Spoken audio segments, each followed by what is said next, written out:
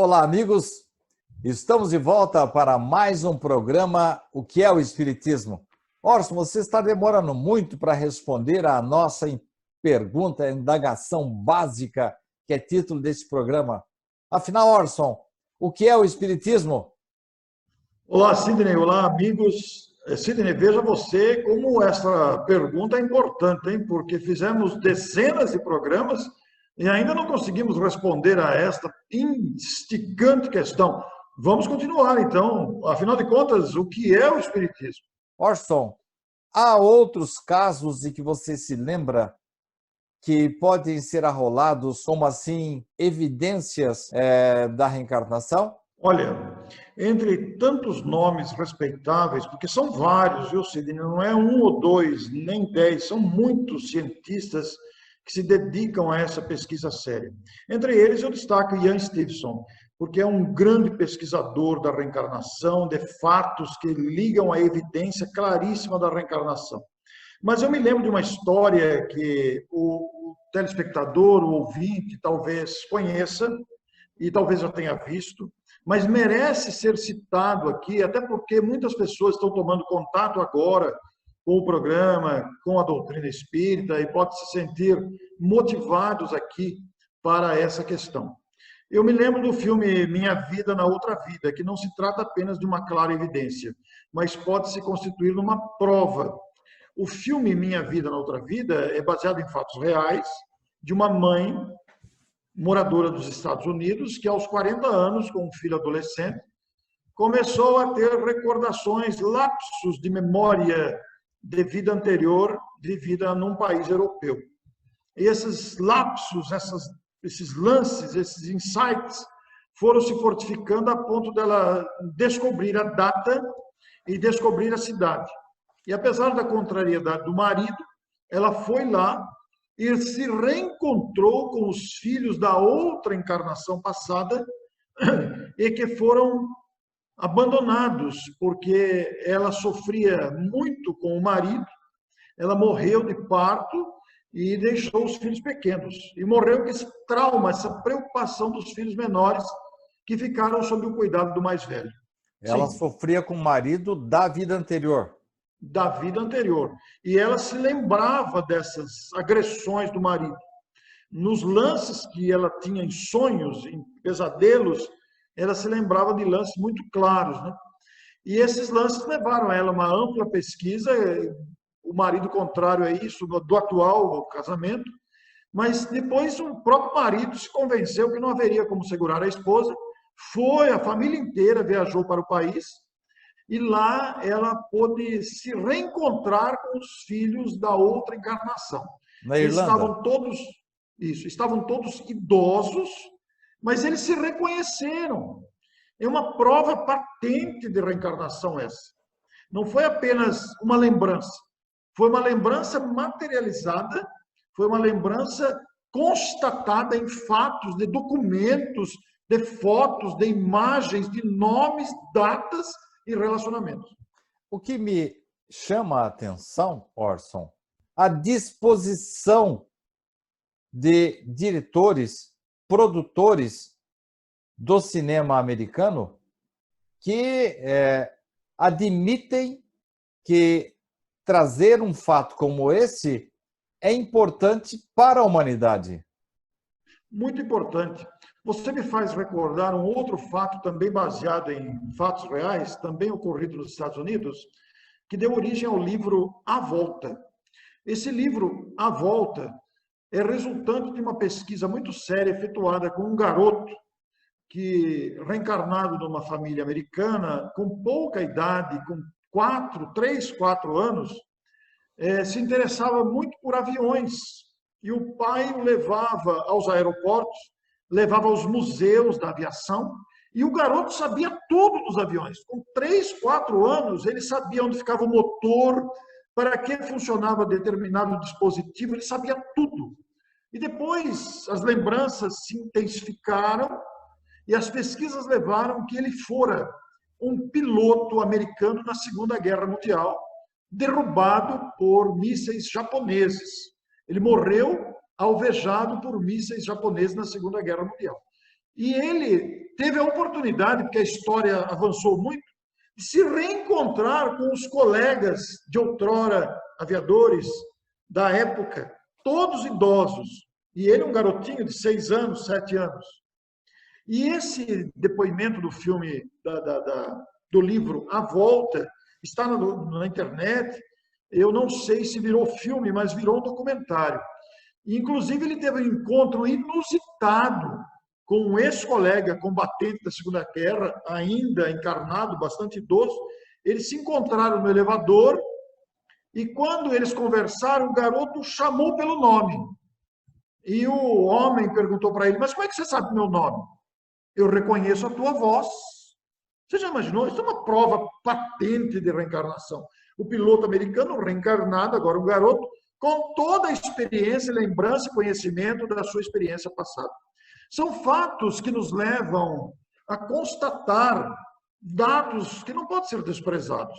Então, ao telespectador interessado, ao telespectador e ouvinte que está nos ouvindo agora, busque esse documentário na internet sobre esse garoto que foi piloto americano na Segunda Guerra Mundial.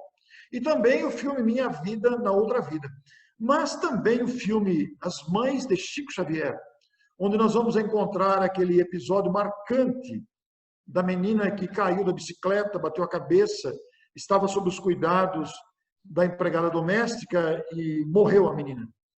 E, inclusive, a mãe, desesperada, quis saber o que tinha acontecido, etc. e tal, né? E o próprio Chico esclareceu que, se ela não morresse daquela forma, ela ia morrer de outra forma, porque isso estava no seu programa reencarnatório, oriundo de causas passadas. Não é uma prova de reencarnação, mas é um elo que mostra toda essa ligação que há entre a lei de evolução, a lei de reencarnação, de causa e efeito, colocada à nossa disposição para quem quiser pesquisar. Não vale a pena a gente ser contra, não acredita, não aceita. Tudo bem, a gente tem o direito de não acreditar, tem o direito de não aceitar, mas antes de fazer resistência, antes de manter-se contrário, pesquise. Vá pesquisar, busque, leia, reflita sobre o assunto, porque há muito material à disposição. Minha mãe, quando eu era pequeno, costumava passar a mão aqui na minha costela e ela, intrigada, por que eu tenho uma cicatriz bem aqui na altura da costela. E ela não conhecia nada de doutrina espírita e muito menos dos estudos de Ian Stevenson, que são recentes. E eu estou começando a correlacionar agora, você falou isso no programa anterior, das chamadas cicatrizes sem explicação. Eu mesmo nunca me feri, nunca caí e nasci com essa cicatriz. Como conciliar, Orson, a ideia de que nós trazemos uma cicatriz de uma vida anterior? Isso é possível? Perfeitamente. E isso é uma prova de reencarnação. Há muitos casos de marcas de nascença e a pessoa perguntaria: mas como? Não é um corpo que foi gerado novo? Aí voltamos ao assunto do perispírito de programas anteriores, em que a lesão física do corpo foi assimilada pelo perispírito, e quando o espírito vai reencarnar, o novo corpo absorve a lesão que está no perispírito.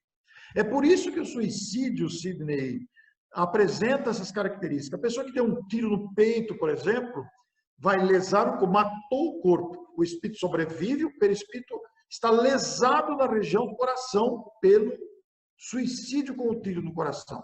Quando o espírito vai reencarnar, o novo corpinho vai assimilar a lesão que está no perispírito, na região do coração.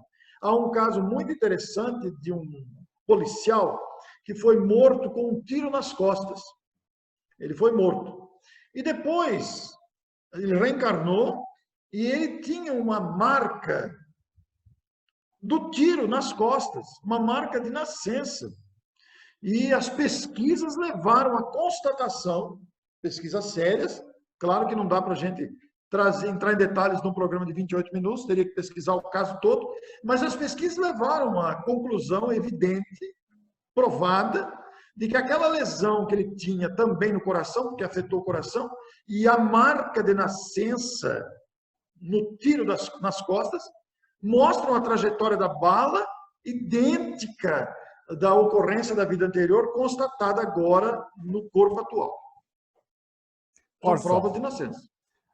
O que me intriga mais é a disposição, a disponibilidade, como eu já falei antes, dos diretores, dos produtores, colocam muito dinheiro e eles não são espíritas, não são nem mesmo religiosos.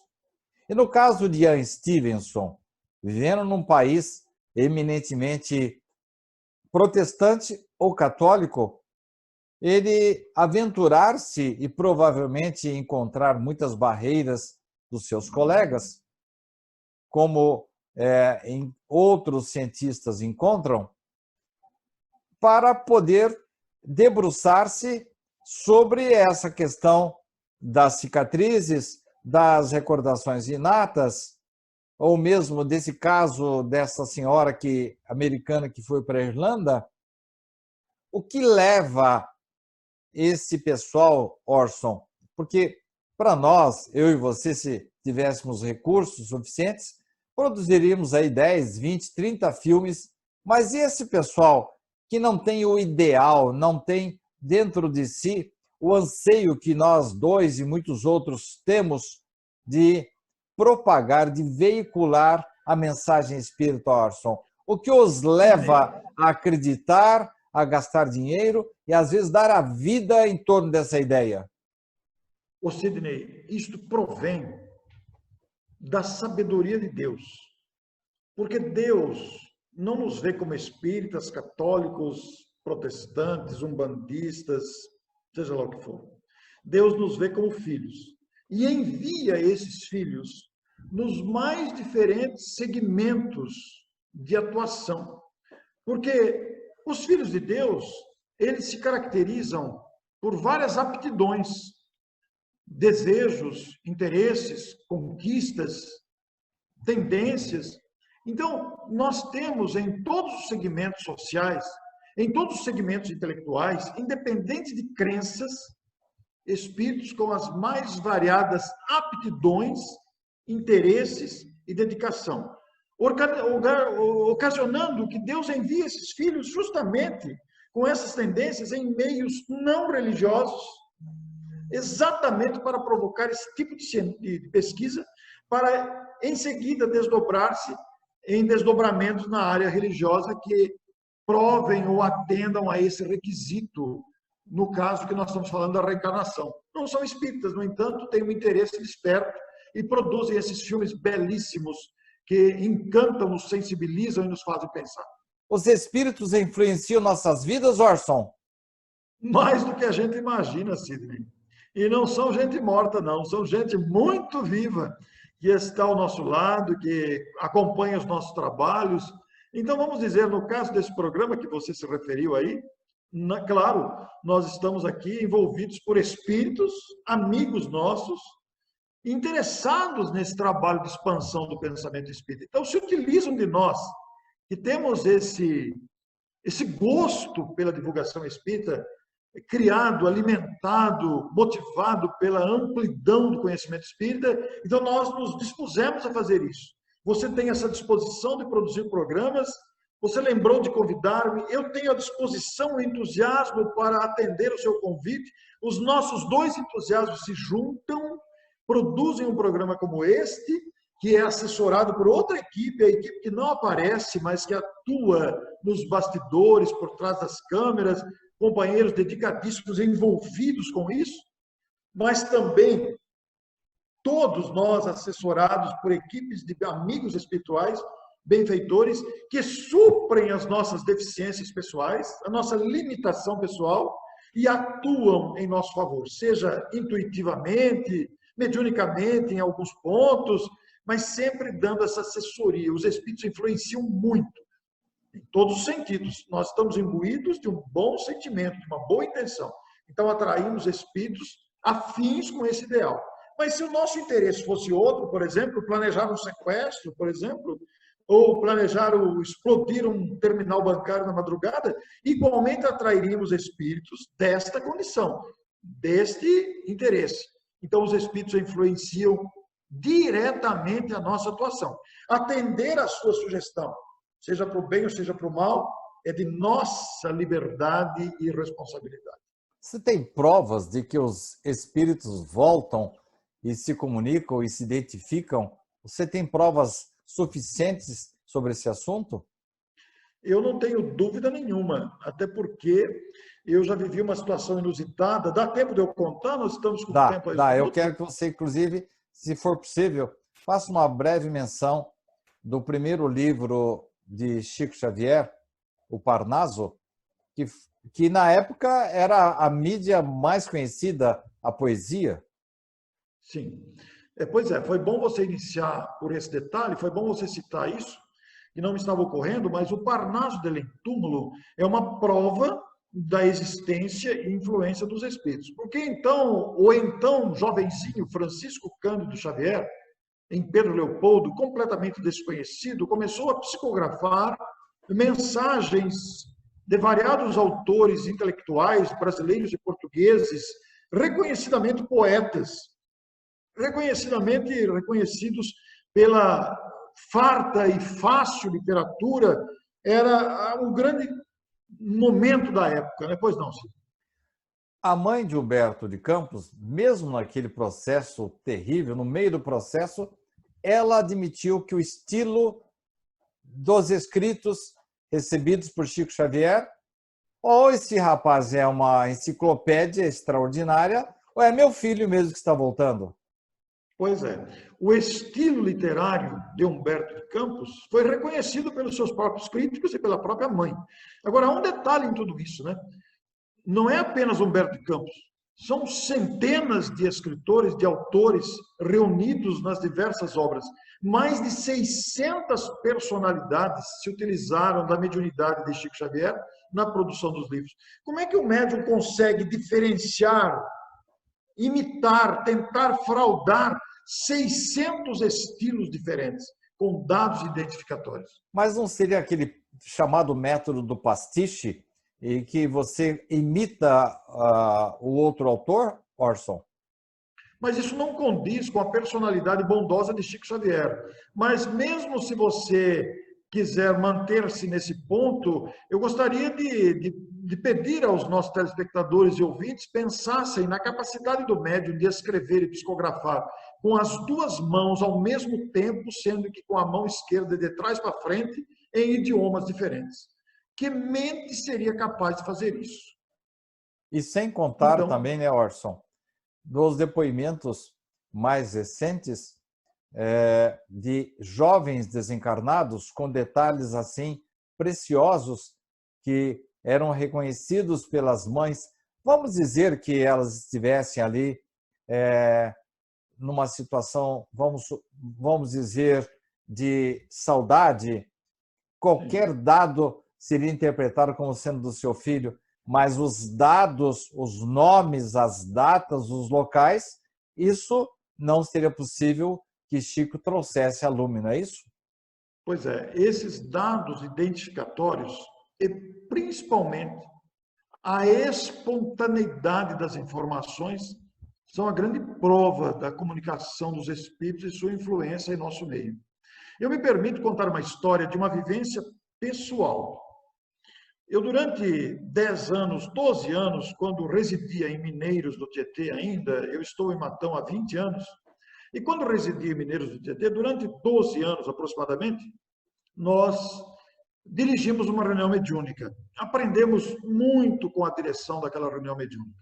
E por ocasião daquelas reuniões, tínhamos sempre um espírito que se manifestava me chamando de hipócrita, me chamando de alguém que mudou de lado, me acusando, fazendo várias acusações antifraternas, sempre me chamando de traidor. E eu nunca consegui sensibilizá-lo. Nunca consegui sensibilizá-lo. Era costumeiro, vez por outra... Bem desconfiável de alguma ancestralidade sacerdócia sua, viu? Pois é, esse espírito sempre se manifestava me agredindo, sempre contrariado, e eu nunca consegui sensibilizá-lo. Bom, passou o tempo, eu saí de Mineiros do Tietê, me mudei para Matão, e por causa da mudança de cidade e a distância, ficou inviável continuar com aquela reunião, que eu tive que me deslocar dela. E devido à distância, principalmente, não tinha condições de ir lá toda semana participar. Passou o tempo. Aproximadamente uns 5 anos depois, nós estivemos em Mineiros do Tietê, talvez menos de 5 anos, e tivemos a ocasião de participar numa inesperada reunião mediúnica dentro de um lar. Nada fora programado e tivemos a inesperada oportunidade de uma comunicação e manifestou-se esse espírito novamente, aquele mesmo. E já começou assim a comunicação. Você não me reconhece, não? Você não está me reconhecendo? Falei, olha, meu irmão, você vai me perdoar, eu não reconheço. Ah, não, é? Pois prepare-se. Eu sou aquele que te chama de traidor. Eu vou te pegar.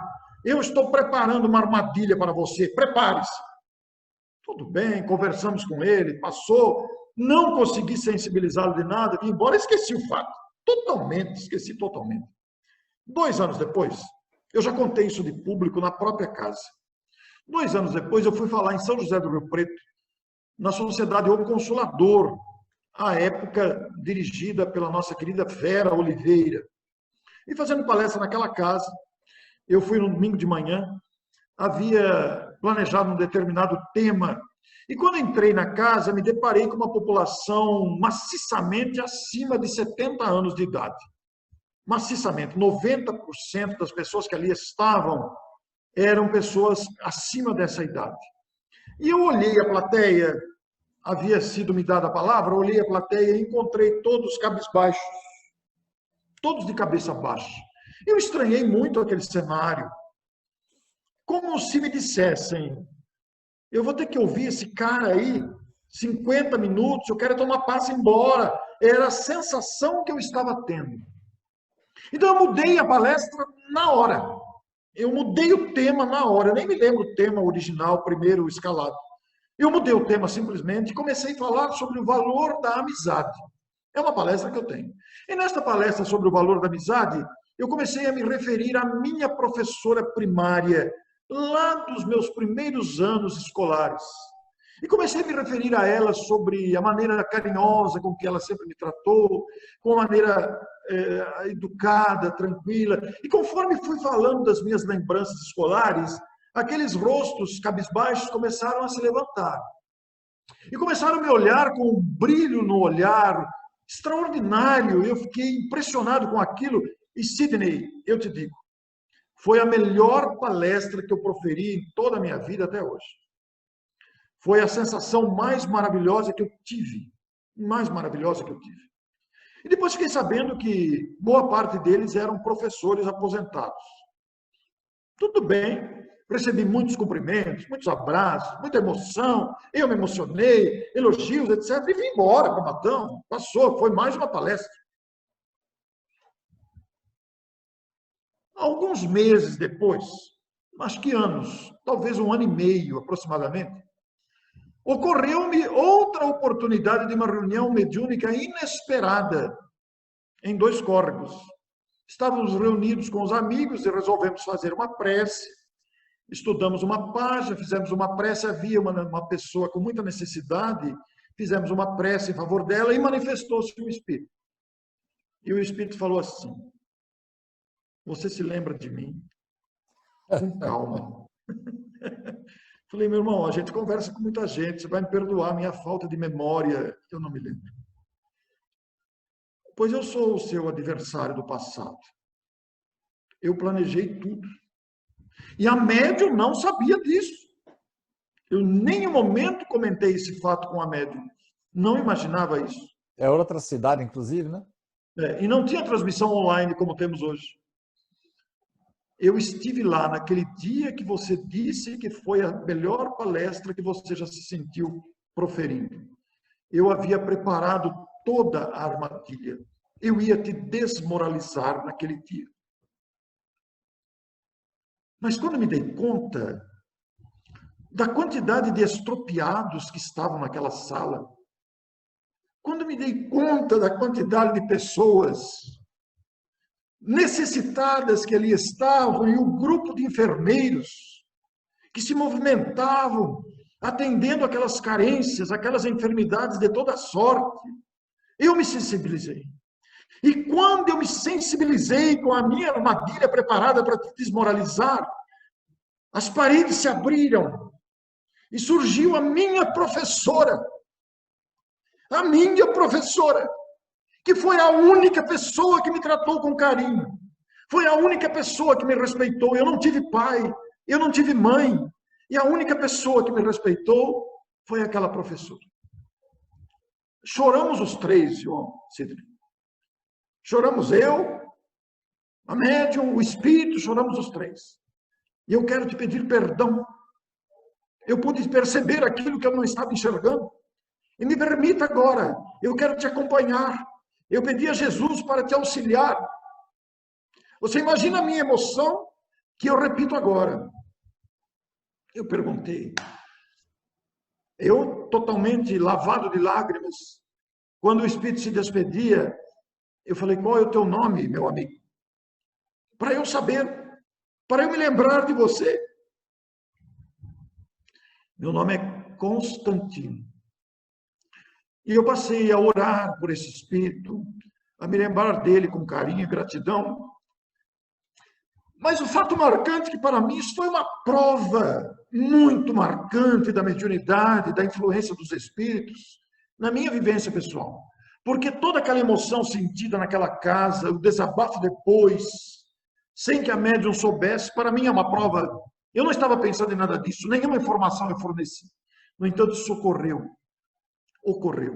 E felizmente fizemos as pazes, né? A adversidade que havia entre nós, sem a minha consciência atual, mas ele me perseguindo e agora possivelmente me acompanhando. Eu não sei, nunca mais houve notícias. Nunca mais tive notícias, já faz mais de 10 anos.